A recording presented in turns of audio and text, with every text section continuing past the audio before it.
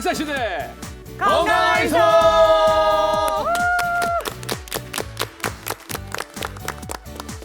이 시점이 참 그렇잖아요. 묵은 애는 보내고 또 새로운 애 맞이하고. 그래서 여태 참 의미도 있고 소중하게 잘 보내고 싶은데 두 분은 어떻게 보낼 생각이세요? 저는 이제 네. 마지막 날 되면 아이들이랑 카운트다운 봐야죠. 아이들은 중요하지. 이제 한 살 더 먹는다고 좋아하지만 또 어른들은 또 생각이 또 많아지잖아요. 그럼요. 근데 실제로 진짜 연말연시 우울증을 겪는 사람들도 있대요. 그래서 소중한 사람들이랑 좀 더 가깝게 보내야 하지 않을까 그런 생각이 들어요. 좋습니다. 맞습니다. 네. 저는 또 이런 생각이 드네요. 이제 진짜 우리 가족부터 네. 또 진짜 가까운 친인척 지인분들 네. 또한 저희가 바쁘다는 핑계로 자주 못 보고 살기도 하잖아요. 맞아. 근데 이번에 이런 연말 연시에 또 도란도란 만나서 서로 덕담도 나누고 따뜻한 마음 전하면서 이렇게 좀 행복한 연말 연시를 보내면 좋을 것 같다 생각이 듭니다. 아, 좋은 말입니다. 진짜 내가 아무리 어렵고 힘들어도 끝까지 남아주는 거는 가족밖에 없거든요. 그러니까 연말에 연말 연시에 가족과 함께 서로 만나면 격려도 해주고 그렇죠. 또 칭찬도 해주면서 잘 보냈으면 좋겠습니다. 아유. 네. 네, 오늘도 저희와 함께할 새로운 주치 모셨습니다. 인사 나눠주세요. 네. 안녕하세요. 올해도 정말 얼마 남지 않은 것 같습니다. 남은 한 해 다들 잘 마무리하시고 새해도 건강 단디 잘 챙기시기 바랍니다. 정형외과 차홍은입니다. 안녕하세요. 사시사철 피부 고민 많으시죠? 여러분의 피부 고민을 함께할 피부과 전문의 이정수입니다.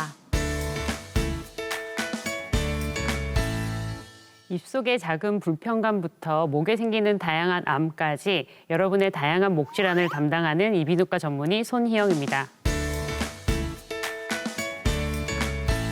안녕하세요. 2026년에는 생활 속에서 바로 쓸 수 있는 꿀팁 건강 정보를 알려주는 건강한의서와 늘 함께 하십시오. 저는 정형외과 김문찬입니다. 안녕하세요. 임플란트 치료를 좋아하고 디지털과 여러 가지 첨단 기계 이런 것들을 도입하는 것을 늘 설레어하는 치과의사 신준혁입니다. 자, 오늘 또 이 멋진 주치 5인방과 함께 힘차게 출발해 보겠습니다. 첫 순서 건강한 옆에 만나보시죠.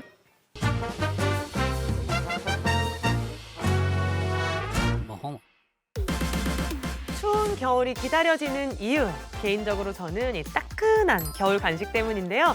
오늘 건강 FM 맛있는 간식 사연으로 시작합니다. 안녕하세요. 저는 유치원생을 키우는 엄마입니다. 제가 아가씨 때는 길거리에 파는 겨울 간식 같은 거 입에도 안 댔거든요. 붕어빵, 찐빵, 어묵 뭐 이런 거요. 살찌는 거 왜 먹어 하던 사람이었죠.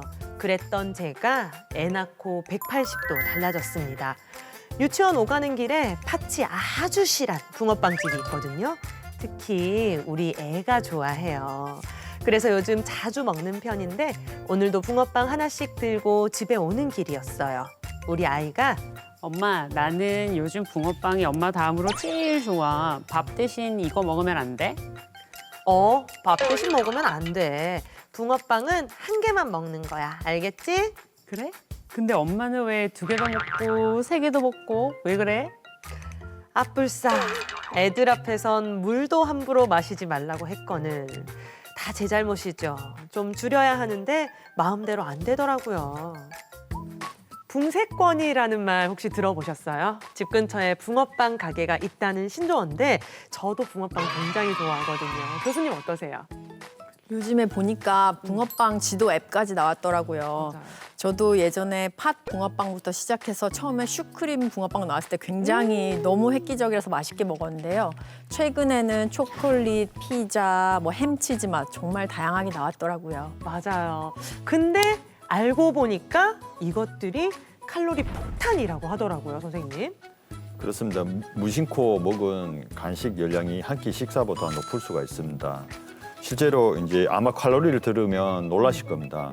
붕어빵 한 개에 보통 100에서 120 칼로리 열량이 나고요. 그다음에 이거를 3개를 먹으면 한 끼 식사보다 양이 많아집니다. 그리고 이제 계란빵은 130 칼로리 정도 열량을 내고요. 네. 그다음에 우리가 호떡, 호빵은 200 칼로리 정도 굉장히 열량을 많이 내고 있죠. 특히나 이제 기름에 튀기기 때문에 지방 함량, 지방 칼로리도 높게 책정될 수가 있습니다.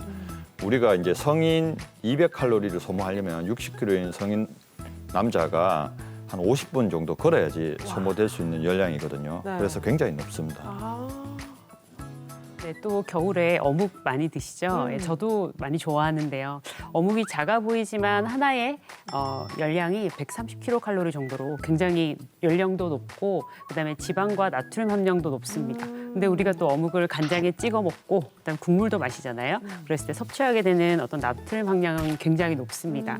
그리고 이렇게 겨울에 군고구마를 이제 빼놓을 수가 없는데 군고구마는 한 개 기준으로 열량이 한 240kcal 정도로 굉장히 높습니다. 그래서 사실 고구마가 식이섬유도 많고 네. 변비 예방에도 좋아서 건강에 좋은 건 맞는데 우리가 하루에 한두 개 정도로 조절하는 것이 좋겠고요.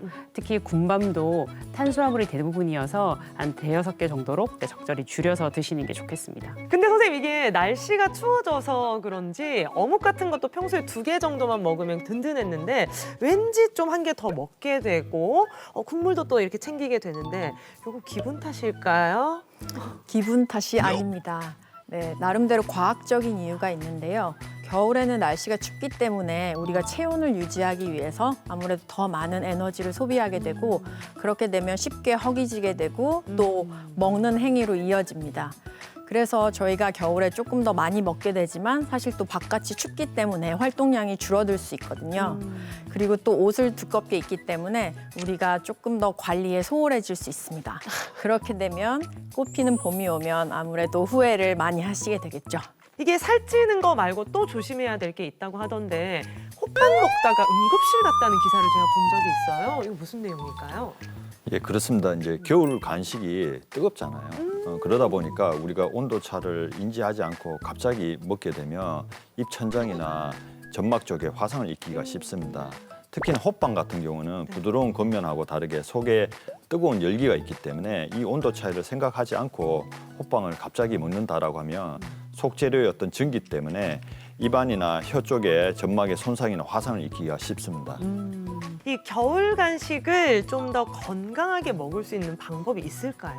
네, 이 간식들도 조리 방법에 따라서 조금 열량의 차이가 있습니다.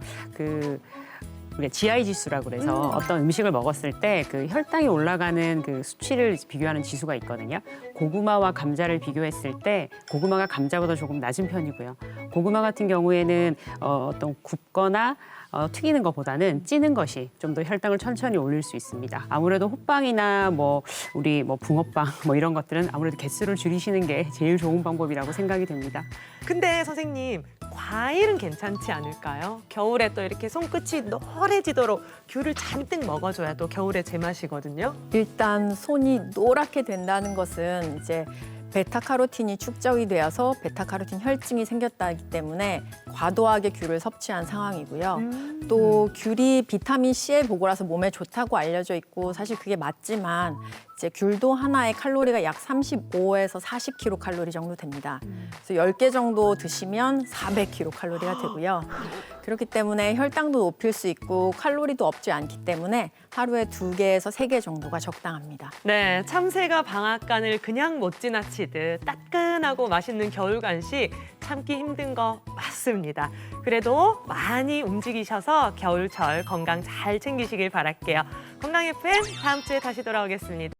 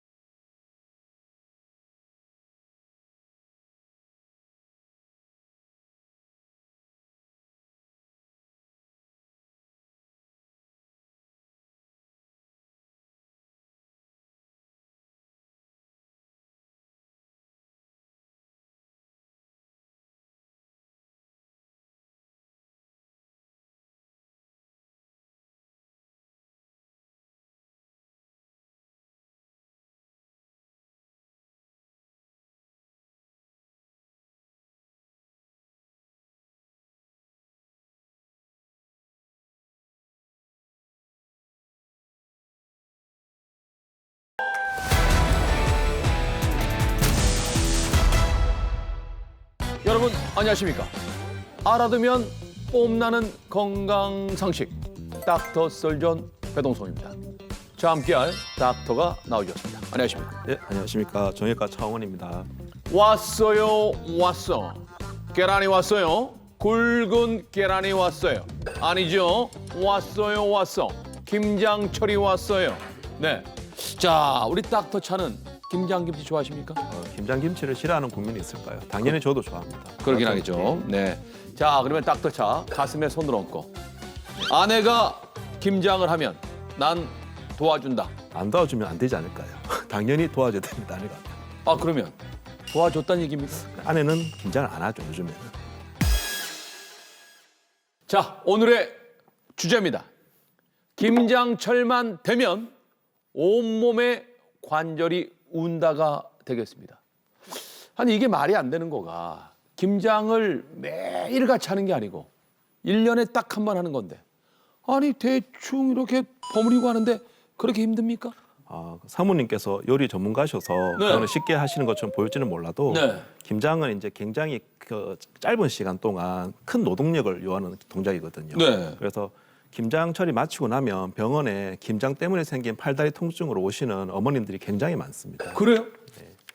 아니 배추 몇 포기 절이고 아니 양념 쓱쓱 바르면 되던데 저희 아내가 하는 거 보면 네. 이것 때문에 병원을 온다고요? 아내 갈 때 옆에서 같이 안 도와주셨나 봅니다. 그죠? 어떻게 알았죠? 말을 쉽게 하시니까요. 아, 그래서 우리 어머님들이 김장하고 나면은 오랫동안 앉아있다 일어날 때 아이고 무릎이 안 펴져 이러시는군요. 네, 실제 이제 김장을 하게 되면 좀 편하게 할 수 있는 방법이 있는데 네. 어머님들 같은 경우는 이제 쪼그려 앉아서 하는 경우가 많거든요. 근데 이제 쪼그려 앉아서 하는 게 무릎에는 굉장히 큰 하중이 갑니다. 특히나 이제 연세가 있으신 분들은 무릎 연골이 이미 안 좋은 경우가 많아요. 근데 찢어진 연골이 한 제서로 있다가 딱 껴가지고 네. 거기서 딱 걸려서 이렇게 안 펴지는 경우도 있거든요. 그렇기 때문에 김장을 할 때 오래 쪼그려 앉아서 하면은 무릎에 굉장히 큰 부담이 생길 수 있다고 말할 수 있습니다. 무릎은 그렇다 치고 그다음 팔과 어깨에는 어떤 영향을 줍니까? 김장할 때 이제 쪼그려 앉는 게 아니라 이제 움직여야 되잖아요. 그렇죠. 들고 나르고. 일단은 가볍지 않은 무게를 반복적으로 들고 나르는 것 자체는 어깨 힘줄에 영향을 줄 수도 있고 그 팔을 계속해서 이렇게 양념을 뭉쳐야 되지 않습니까? 그러면은 팔꿈치 통증이 생기고 또 손을 계속 쓰다 보면은 손목의 통증이나 손가락 통증까지 올 수 있기 때문에 김장 자체가 정형외과 병을 만드는 동작이라고 할 수 있습니다. 김장을 하다가 양념 버무리다가 어깨가 뚝 이런 소리 나면 큰일 난 거죠. 네, 큰일 난 큰일 난 겁니다. 겁니까? 네, 그러면 뚝 소리 나면 네. 자기가 뭔가 뚝 소리 느꼈다는 얘기는 안에서 뭔가 파열됐을 가능성이 높거든요. 그럴 경우는 하던 일을 멈추고 빨리 일단 병원을 가보시는 게 좋을 것 같습니다. 안타깝네요. 종일 장시간 하다 보면은 바른 자세는 불구하고 허리가 아프고 팔다리가 아프고 어깨가 아프다. 이럴 때는 어떻게 해야 되겠습니까? 일단은 이제 초기에는 많이 써서 아픈 거기 때문에 열감이랑 이제 붓기가 있거든요. 열감 붓기가 있을 때는 일단 차가운 치료가 효과적입니다. 집에서 쉽게 이제 아이스팩 같은 걸 이용해가지고 뭐 김장할 때 남은 아이스팩 있지 않습니까? 그렇죠. 그런 걸로 팔다리, 뭐 등에다 좀 대주고 그게 좀 지나고 나면 냉치료가 지나면 이제 긴장된 근육을 이완시켜주는 치료가 더 도움이 됩니다. 그거는 이제 열 치료거든요. 그래서 이제 핫팩 같은 것들로 아픈 부위를 대주고 목욕탕 가서 전신욕을 좀 해주는 것도 김장 맞추는 데 도움이 됩니다. 자, 오늘의 결론입니다. 김장 담다가 여러분의 관절까지 담지 말기를 바랍니다. 김장은 1년치지만 관절은 평생 써야 하니까요. 그래도 통증이 지속되면 가까운 병원에 꼭 방문하시길 바랍니다. 닥터 설전 다음 주도 기대해 주세요.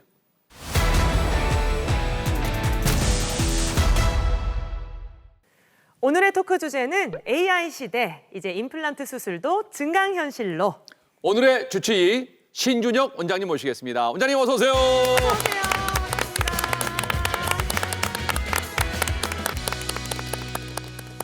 원장님, 한 20년 전만 해도 임플란트를 하려면 차 한 대 값이 든다. 이런 말이 있었는데 맞죠? 아, 그럼요. 중형 세단은 아니더라도 네. 소형차, 중형차 정도 됐어요. 그러니까요. 네. 이처럼 그 임플란트에 대한 진입 장벽이 엄청 높았는데 그 이야기를 들어보니까 요즘에는 가격도 싸고 기술도 엄청 많이 발전했다고 들었습니다. 이처럼 임플란트가 대중화가 된 게 언제부터인가요? 사실 실제로 이제 2000년 초반에만 해도 굉장히 희귀한 아이템이었거든요.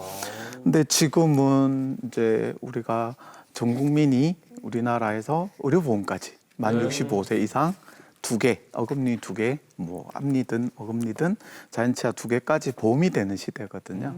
그만큼 세계에서 유례를 볼 수 없을 정도로 보편화되어 있는 그런 우리나라의 자랑스러운 현실입니다. 그렇군요. 근데 저희 어머님도 한 20년 전에 임플란트를 6개를 해드렸는데 근데 진짜 비용도 비쌌고 또 하고 나서도 그렇게 내 치아처럼 편하진 않았던 것 같아요. 저희 어머님이 불편감도 없지 않아 있었다 이런 생각이 듭니다. 어떻습니까? 네. 초창기에는 기능적인 것만 우리가 포커스를 맞췄어요. 그래서 이 틀니 대신에 임플란트가 이에 들어가서 뼈하고 이렇게 붙는 것만 해도 와 신기하다. 그래서 막 예쁘게 만들고 자연스럽게 만들고 막 그런 관점보다는 들어간 것만 해도 어디냐. 그렇죠. 그 옛날에는 심지어 그때만 해도 우리가 방사선 장비도 디지털화가 되어 있지 않아서 이 세척 깼다가 이게 현상을 하는 그런 시대였거든요. 뭐 지금은 뭐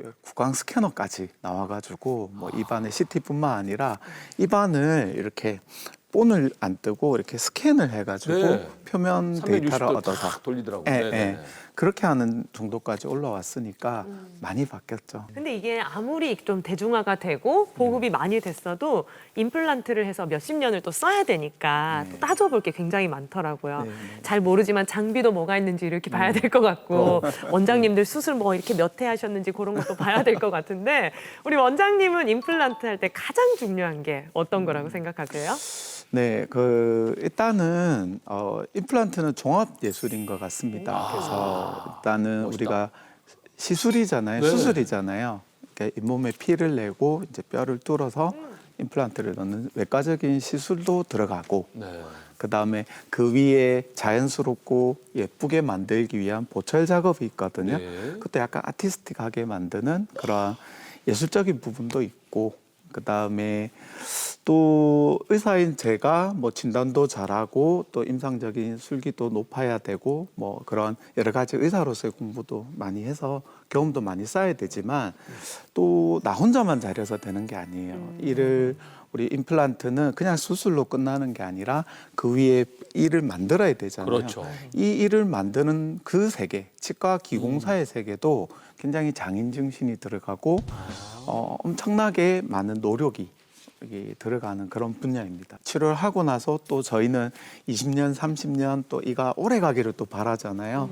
그러려면 요걸 관리해주는 또 그런 특수 인력들이 있습니다. 그래서 이런 것들이 삼박자가 맞아야지 좋은 시술이라고 생각이 들고 장비도 굉장히 중요하다. 막 이런 거 있잖아요. 저도 한때 이런 적이 있었거든요. 아, 나는 임상가로서 이제 더 이상 탑인 것 같아. 아, 정말 치료를 잘하는 것 같아. 이제 그런 생각을 할 때가 있는데 또 이런 생각을 할 때 또 새로운 장비가 나와서 기존의 저를 무너뜨리는 거죠. 그래서 저는 장비도 굉장히 중요하고 이걸 어떻게 도입을 해서 잘 적용하느냐도 굉장히 중요하다고 생각합니다. 그래서 저의 요즘의 신념은 저의 임상가로서의 전성기는 아직 오지 않았다. 그럴 리가 없다. 계속 발전하고 아직 있다. 제가 많이 부족해서 계속 노력한다. 네, 내년이 좀 더 낫지 않을까 이런 생각을 하고 살고 있습니다. 네, 그 초창기 임플란트의 단점을 보완해서 최근까지 많이 시행하고 있는 게 내비게이션 임플란트라고 들었는데요. 구체적으로 어떤 걸까요? 네, 그냥 저희들이 이제 편의상 그냥 내비게이션 임플란트라고 하는데요. 그거는 아까 그런 디지털 장비들이 또 발전했다고 했잖아요. 그래서 CT는 우리가 우리 신체 안에 뼈라든지 이렇게 눈에 보이지 않는 조직들을 3차원적으로 표현해주는 진단 장비거든요. 그런데 아까 구강 스캐너가 또 한 10년, 20년 전에 또 개발이 됐어요. 그래서 그 구강 스캐너는 또 어떤 장점이 있냐면 입안에 그런 표면에 있는 그런 실제 사물의 형태를 체득하는 장비입니다. 근데 그거는 안을 볼 수가 없고 또 CT는 표면을 볼 수가 없고 정밀도가 떨어지거든요. 근데 이 두 가지를 융합을 하는 거예요. 융합을 해서 우리가 수술하기 전에 환자의 그런 상태를 모의 시술을 해볼 수가 있습니다. AI라든지 이런 것들을 이용을 해서 몇 번이고 좋은 위치가 어디지, 좋은 보초를 만들기 위한 식립 위치를 저희들이 시뮬레이션 해볼 수 있는 그런 시스템을 내비게이션 임플란트라고 합니다. 이 정도만 얘기해도 최신 같잖아요. 네. 근데 이게 10년 전에 나온 얘기예요. 이제 얼마 전까지만 해도 저 스스로도 이거는 최고야. 더 이상의 더 없어. 이상의 발전은 없을 것이다. 그랬는데 네. 요즘 최근에 저의 머리를 딱 때리는 그런 또 증강현실이라고 하는 또 그런 디지털 또 분야가 또 새로 물결이 오고 있습니다. 그래서 저를 또 반성하게 하는 그런 부분들이 생겨나고 있습니다. 오늘의 주제가 이 증강현실 임플란트. 아까 노래를 그렇게 불러줬잖아요. 그러니까요. 증강현실 임플란트. 네. 잡으러 가자고. 그러니까요. 네, 이게 게임기 이런 데서나 듣고 맞아요. 보던 그렇지, AR. 이 증강현실이 임플란트에 적용이 된다? 이거 듣고 저 솔직히 엄청 깜짝 놀랐거든요. 네네네. 이제 많은 분들 궁금해하실 텐데 네. 이 증강현실이 뭔지 설명 좀 부탁드릴게요. 우리가 증강현실이라는 거는 사전적인 단어는 Augmented Reality라고 합니다. 그래서 사용자의 그런 현실의 그런 오감들, 특히 시각, 그 다음에 이런 청각 이런 것들을 컴퓨터하고 융합을 시켜서 그걸 렌더링 기술로 입혀가지고 실시간으로 이 3차원적인 정보를 보여주는 그런 기술을 얘기합니다. 요즘 사회 전반적으로 AI 열풍이 거센데 치과에도 증강현실을 이용한다니 참 놀랍습니다. 그러면 증강현실 임플란트를 어떻게 하는지 참 궁금합니다. 네, 사실 아직은 초창기 모습입니다. 근데 이 실제로 이제 어떻게 적용하냐면 간단히 말씀드리면 요 전용 스마트 안경이 있습니다. 선글라스처럼 생겼지만 요 밖에 이렇게 실제로 보입니다. 보이는데 이 안경 안에 컴퓨터 화면이 보여요. 그렇게 해서 아까 제가 내비게이션 임플란트를 네. 얘기 드렸잖아요. 그 기존의 내비게이션 임플란트에서 디자인을 했던 그 3차원적인 화면이 그 수술하는 의사의 안경 안에 그 실시간으로 보입니다. 그렇게 해서 제가 임플란트 시술을 하게 될 때 실시간으로 저의 기구의 위치가 오. 여기서 표시가 되는 거예요. 그러니까 좀만 잘못되면 잘못된 거고 예, 정확한 그렇게. 위치를 딱 찍겠네요. 와. 그래서 그걸 제가 조금 틀어졌을 때 네. 그걸 경고하고 그러니까 안내해주고 그러니까 약간의 진짜 내비게이션 같은 와. 그런 느낌의 그런 기기입니다. 근데 이게 기존의 방식보다는 좀 더 자유롭고 좀 더 그렇지만 아직은 조금 초창기의 모습이긴 합니다. 네. 신기하죠.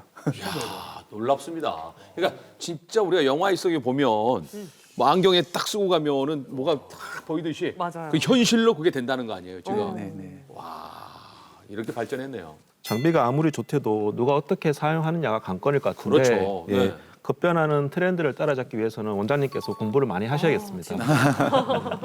네, 그래서 저는 임상 술기를 이렇게 열심히 익히고 하는 거는 전문의로서 당연한 그런 이제 의무라고 생각하고요. 의사들이 매년 국시가 아니라 참 보수 교육을 받게 돼 있습니다. 이게 전문직은 다 그렇거든요. 그 말은 뭐냐면 국가에서 그런 전문 자격증을 유지하려면 공부해라는 뜻입니다.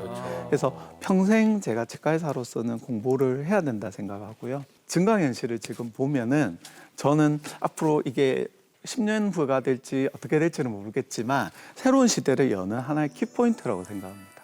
왜냐하면 우리가 의료에 있어서 이렇게 실시간의 정보를 연결해주는 그런 거는 요게 최초거든요.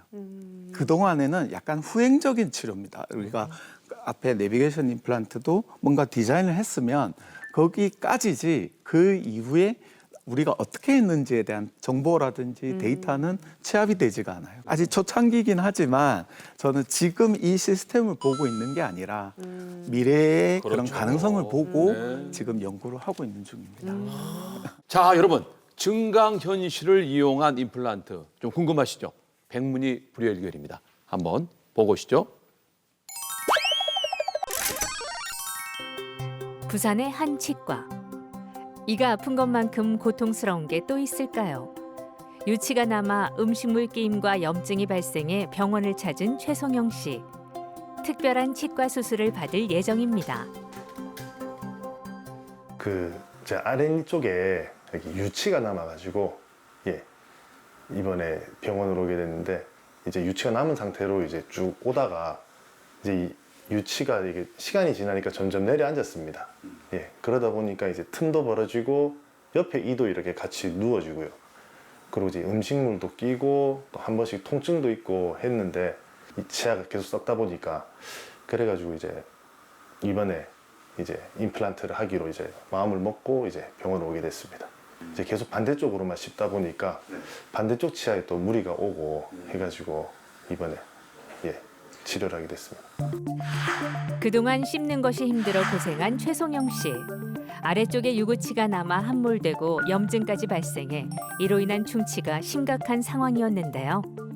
환자분은 일단 치아가 그쪽에 없어서 옆에 치아들이 쓰러지니까 일단은 씹는데 저작을 하는데도 조금 문제가 있고 이렇게 기울어진 상태에서 위에서 계속 압박을 받으니까 점점 교합관계가 무너지고 또 유치가 그 역할을 다한 지는 오래됐는데 또 억지로 붙어 있다 보니까 많이 썩어서 또 이가 부스러지고 이런 상태로 내원하셨습니다.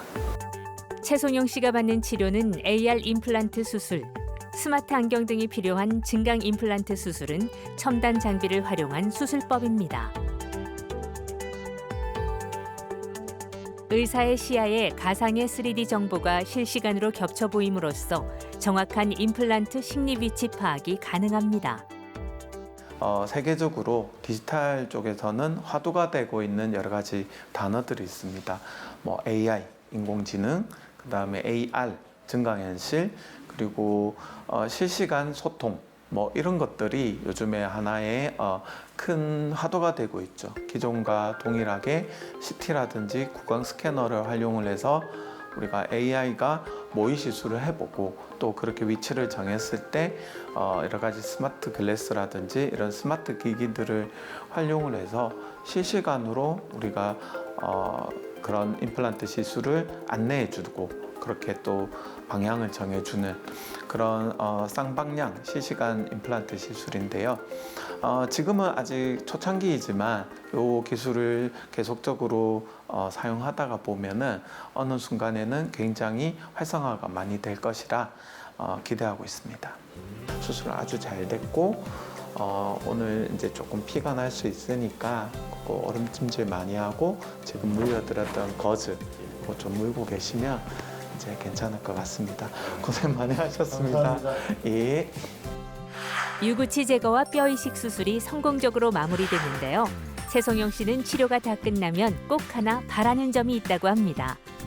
이 자리 이제 임플란트를 하고 나면 이제 양쪽으로도 좀 같이 씹을 수도 있고 이제 제일 첫 번째는 이제 여기 유치 있는 곳에 계속 항상 좀 신경이 쓰이거든요.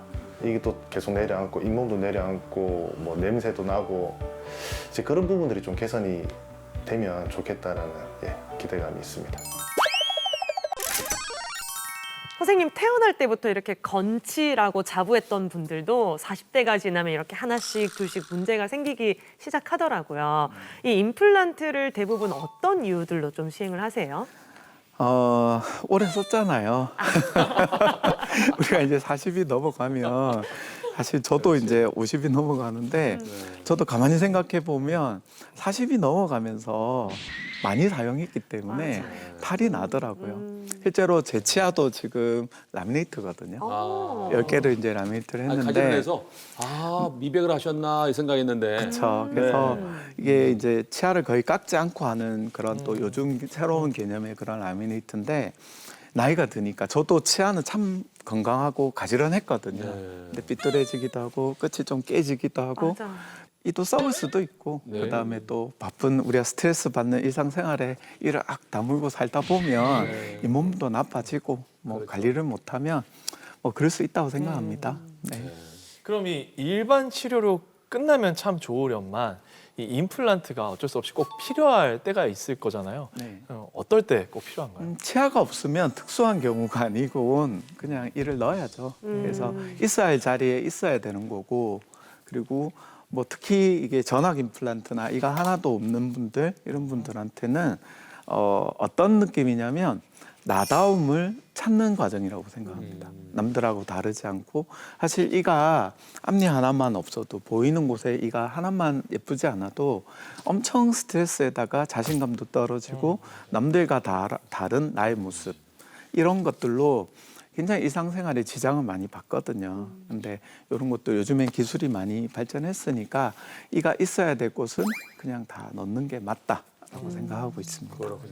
저희 어머니 보니까 임플란트 할 때 검사를 굉장히 꼼꼼히 많이 하던데 네. 어떤 검사를 하나요? 뭐 처음에는 의사가 이제 구강 검사를 먼저 해야 되겠죠. 그다음에 아까 말씀드린 그런 파노라마 사진이나 CT 사진이나 이런 엑스레이 사진도 찍어야 되고 그다음에 그런 뭐 구강 스캔도 할 수도 있고 그리고 또 전신 건강도 체크를 해야 돼요. 그래서 이 사람이 임플란트를 하는데 괜찮은지 금년도 좀 가능한지 또 굉장히 어려운 시술을 저는 많이 하는데 가능하면 이제 금년을 좀 많이 권유를 드립니다. 네네. 선생님 그렇다면 기존의 내비게이션 방식의 디지털 임플란트와 그리고 증강현실 임플란트의 가장 큰 차이점은 무엇이 있을까요? 기존의 디지털 내비게이션 임플란트는 그 3차원적인 그런 여러 가지 정보 파일들을 융합을 해서 우리가 환자 입안에 있는 여러 가지 시술 정보를 컴퓨터상에서 미리 시뮬레이션을 해서 그 위치를 정하고 그 위치에 임플란트를 심을 수 있게끔 그런 3차원적인 스텐트라고 합니다. 자를 3D 프린터로 출력을 해서 만들어서 그렇게 수술하는 겁니다. 그래서 그렇게 하다 보니까 약간 확장성이 생겨서 잇몸을 거의 절개하지 않고도 수술할 수도 있고 그다음에 당일날 바로 그 치아 보초를 만들 수도 있고 미리 이제 보초를 만들어서 이렇게 결합을 하는 기술까지도 지금 많이 발전해 있는 상황입니다. 그래서 완벽할 것 같잖아요. 그런데 아까 말씀드린 이런 증강현실을 보면서 이 단점을 이제 생각하게 되는 거죠. 그래서 우리가 이제 이 증강현실이라는 거는 이 기존의 방식에는 수술을 아무리 제가 진단을 잘하고 예측을 했다 하더라도 또 의사인 저의 경험에 의해서 이게 아닌 것 같은데라는 게 시술할 때 느낌이 올 때가 있어요. 그러면 이거는 이미 정해진 길이기 때문에 수정할 수가 없어요. 또 보이지 않고 또 그대로 수술해야 되니까 잘 일어나지 않는 일이지만 잘못된 진단에 의해서 끝까지 가는 거죠. 그래서 가끔씩 사고가 터질 때도 있는데 그럼 환자 더 불편하잖아요. 그렇죠. 하고 나서도. 예. 그래서 이거는 그 중간에 제가 확인을 할 수가 있어요. 실시간으로 내가 좀 잘못됐네. 좀 잘못되면 이게 왜 이렇지 하고 이제 생각을 하면서 들어갈 수 있기 때문에 그게 좀 다르고 그다음에 아까 실시간의 그런 정보로 인해서 앞으로의 그런 로봇이 나온다거나 이런 피지컬 AI라고 합니다. 그런 것들이 뭔가 분석을 하고 저를 평가를 하고 그렇게 했을 때 후행적으로 피드백을 받기에 아주 용이한 시스템이 될 거라는 기대를 하고 있어요. 그래서 그런 것들이 좀 차이가 납니다. 네. 그러면 선생님 환자분들도 누워서 내가 증강현실 임플란트를 하고 있다는 걸 아세요? 환자분들 반응은 어떤지도 궁금하네요. 일단 기존의 스텐트는 입안에 그런 스텐트를 끼게 되니까 조금 갑갑할 수 있겠죠. 근데 그리고 또 시간이 이 스텐트를 어쨌든 출력하고 디자인하는데 시간이 좀 걸려요. 그 장치를 만들어야 되니까. 근데 증강현실은 이게 필요가 없기 때문에 바로 이제 들어갈 수 있고 또 이게 화면상에서 저희가 수술방에 이렇게 컴퓨터 모니터에도 똑같이 띄워놓거든요. 그래서 이제 여기서 이렇게 알려줍니다. 위치가 이런지 저런지에 대한 그런 부분을 또 표시로도 이렇게 색깔로 표시가 돼요. 잘 들어가고 있다, 아니다. 가끔씩 저랑 컴퓨터랑 싸울 때도 있거든요. 나는 이게 맞는데 너는 왜? 그리고 막 소리도 음성도 한 번씩 나올 때가 있어요. 위치가 아닙니다. 원장님 거기는 아닙니다. 다시 확인해 주세요. 네, 아직 초창기이긴 하지만 좀 재밌는 그런 시스템인 것 같아요. 네. 아니 우리 신 원장님 얘기 들으면은 증강현실을 이용한 임플란트가 장점이 정말 많은 것 같아요. 또 단점이 좀 있습니까? 단점이라면 내가 꼽자면은 좀 비싸지 않을까 이런 생각을 해봅니다. 네네. 일단은 아직 초창기의 모습이기 때문에 네. 적응증이 좀 한정적이긴 해요. 제가 볼 때는. 그리고 아무래도 비용이 들죠, 장비가. 근데 저는 이제 개인적으로는 예전에도 그런 디지털을 제가 연구를 하고 할 때는 제가 좋아서 한 거고 사실 이거 없이도 수술 잘할 수 있습니다. 좀 더 제가 잘하고 싶고 좀 더 좋은 의사가 되기 위해 저를 위한 장비이기 때문에 이 부분을 환자분에게 전가하고 싶진 않고 네. 그냥 제가 좋아서 하는 분야이기 때문에 환자분에게는 뭐 단점은 없고 그다음에 적응증이 된다면 뭐 조금씩 이제 도전해 보고 싶고 한편으로는 이렇게 뭔가 새로운 시스템이니까 환자분들은 좀 불안할 수도 있잖아요. 네. 새로운 걸 나를 테스트하는 게 아닐까. 근데 그렇지는 않아요. 그게 아니라 이제 저의 어떤 경험을 바탕으로 어떤 보조적인 역할을 하는 거지 이걸로 결정적으로 이렇게 이거에만 의존하는 시술은 아니기 때문에 좀 더 좋은 영양제 같은 그런 시스템이다. 그렇게 생각해 주시면 될 것 아니 같습니다. 기계만 믿는다 그러면은 진짜 누구나 다 수술할 수 있죠. 그렇잖아요. 개인적으로는 네. 그런 세상이 오기를 바랍니다. 그러니까 AI 시대가 이제 발전을 하면 네. 뭐 요즘에 자율주행도 점점 퍼지면 네. 아마 나중에는 자율주행 하지 않는 사람이 민폐다라는 세상이 올 거거든요. 네, 네. 그러니까 이것도 이런 연구들이 또 많이 이바지가 돼서 모르겠어요. 제가 필요 없는 시대가 오는 것도 아닙니다. 아이, 받아들일 수 있는. 그래도 저는 신 원장님한테 가서 할래요. 그럼요. 저도요. 네. 사람이 우선입니다. 그렇죠. 네.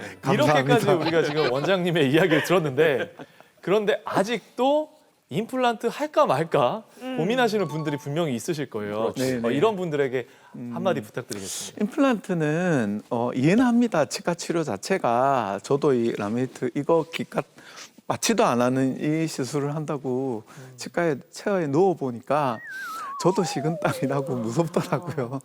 근데 당연히 무섭고 또 비용도 들고 여러 가지 생각이 들 거예요. 그런데 용기를 내셔야죠. 그리고 막 본인이 이렇게 생각을 하시는 것보다는 저도 우리 여기 원장님들 교수님도 계시지만 저도 다른 병원에 갈 때는 제가 생각을 잘 안 합니다. 그냥 일단 가서 그냥 누워버려요. 그러면 저지르면 알아서들 또 해주시거든요. 네. 그래서 그냥 가십시오. 네, 네. 네, 그럼 마지막으로 우리 시청자 여러분들께 한마디 해주시겠어요?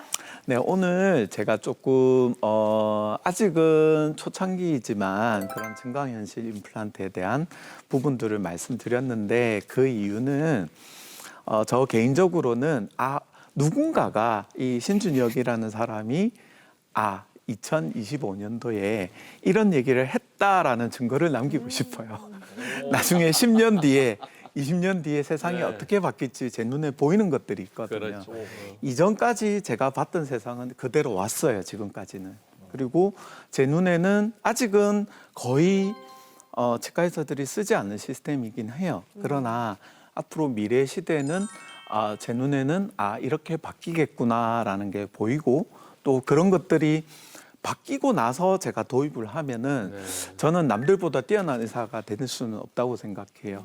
들어왔을 때부터 저도 조금씩 어설픈 그런 과정에서 개발하시는 분들이랑 같이 연구도 하고 또 저도 거기에 익숙해져야 좀 더 나은 치과 의사가 될 것 같아요. 그래서 아직 초창기지만 이런 시스템들을 말씀드리고 싶었고 디지털이라는 개념은 이렇습니다. 우리가 스마트폰이 10년 전에 나왔을 때도 스마트폰이고 지금도 스마트폰이잖아요. 그런데 달라요. 디지털도 치과 쪽에서 디지털도 20년 전에도 디지털이고 최신이었고요. 10년 전에도 디지털이고 최신이고 지금도 변하고 있는 거예요. 그 내용은 변하고 있고 발전하고 있는 분야라는 거를 오늘 이 자리를 빌어서 알려드리고 싶었습니다. 좋습니다.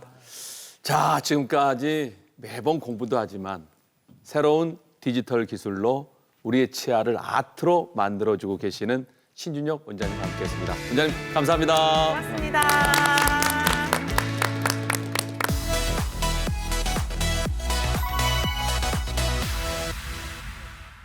여러분 안녕하세요.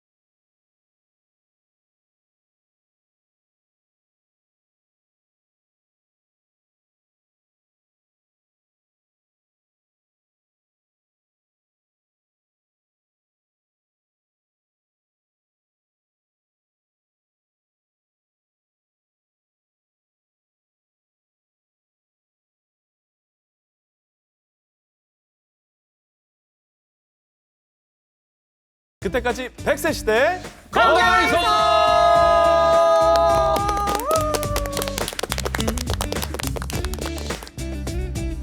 프로그램에 참여하신 분들께는 국내산 숯불 민물장어 전문점 장덕장어에서 식사권을, 근육이 미래다 크로노스짐에서 선글라스를 드립니다.